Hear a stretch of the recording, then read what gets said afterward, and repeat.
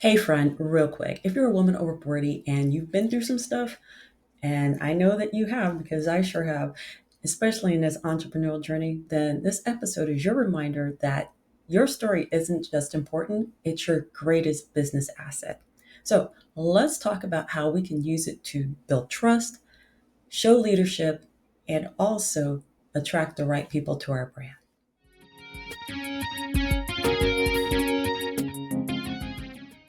Welcome back to the Jameela Adams Experience, the podcast for women over 40 who are ready to own their truth, step into their power, and lead like the queens that they are.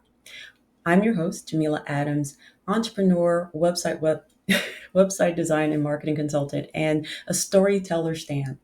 So today's episode is all about your story and why it matters, especially in your business. It's not just about a highlight reel, it's about the hard parts too, like the messy middle, the lessons learned. And trust me, there are a lot of lessons learned. And ultimately, the glow up. But let's be real, most of us are taught to keep it professional, which really means that we can't bring our full self to the table. And when I mean your full self, I mean everything, everything that means who you are as a person. And believe it or not, your story is what people need to see. And the research backs it up. Here's what the stats say: 92% of people who want content feel it better or like it better as a story. Storytelling boosts brands' memorability by 22 times. So companies that use personal narratives seem to double in revenue. And that's what we need, especially as an entrepreneur. So how do you leverage your story in your brand?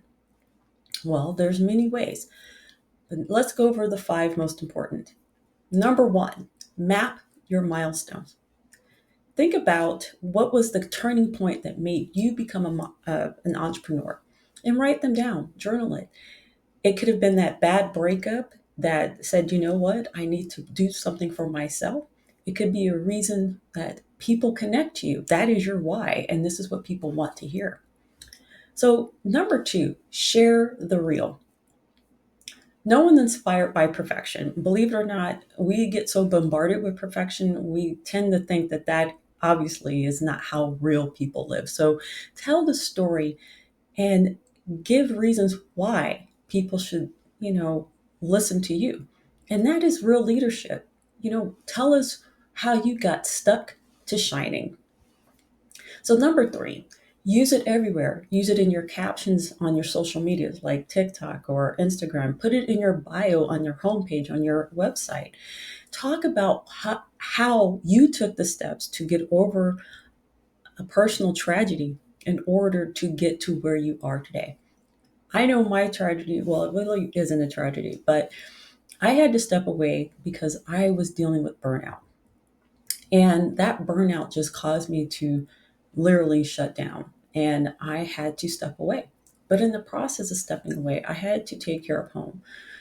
My youngest was dealing with emotional challenges at school, and it was affecting not only school, but our home life as well. So I had to heal myself in the process, but also get him on the right track. In the process of doing that, I also became a co author. And I'm pretty sure I've talked about this before in the Girl Powerhouse Volume 1, where I talk about my trauma and how I had to learn to deal with it and become the powerhouse that I am today. So, your story is what people need to hear in order to feel inspired, to push through, and also to get a better knowledge of who you are as an entrepreneur. And it's a great feeling to be inspired, or be inspiring, I should say. So, the next thing is, and this one really hits home, frame it as value. Don't just vent. You have to give clarity to the story and why is it important. So when you talk about what steps you took to get past that breakup and how you had to pull yourself together, don't just throw out the negative, which we could do that because, if we're hurt, we always, hurt people. But the whole point is that you got to use that energy to something positive. So remember, your story is to teach, inspire, and affirm. So that way, when people read about you or talk about you or see you on the socials, they were like, well, she went through a lot, but you know what? She came back strong. And that's what I admire about her. So remember, frame your story as value. And number 5, step into the story as a leader. Your experience is evidence of your credibility. Talk about how you helped your client 10x their revenue or how you saved another client from making a terrible mistake. Talk about it. I mean, if your client allows you to tell their story, then do it. But you can always, anonymously, leave their name out. But the whole point is you have to use your story to step into that leadership role because people are relying on you to do so. And they will be encouraged by how you help your clients do what they need to do. So here's the other thing, and it brings back to, the whole book. You didn't just read the book, you lived each chapter. And that's how you have to think about your story. Everything that you did is a shining example of how you came through. You had a breakdown, but you had a breakthrough. And that's what you have to remember. So my challenge for you is to write down your most challenging parts of your business journey and how did it turn out? How did you eventually glow up from there? How did you grow from there to the woman entrepreneur that you are? And leave it in the comments. And I want you to know that I want us to build community. This year's theme is finding your voice, and especially as an entrepreneur, and especially for women over 40, we have to find our voice. So I look forward to hearing from you and sharing your stories as well, because every story is inspiration for the next person coming up behind them.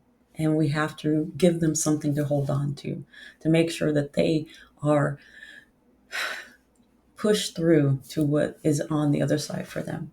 So until next week, I want you to be inspired, be inspiring, be encouraged, be encouraging. But most of all, I want you to be you, keep telling your story, and I'll chat with you next week.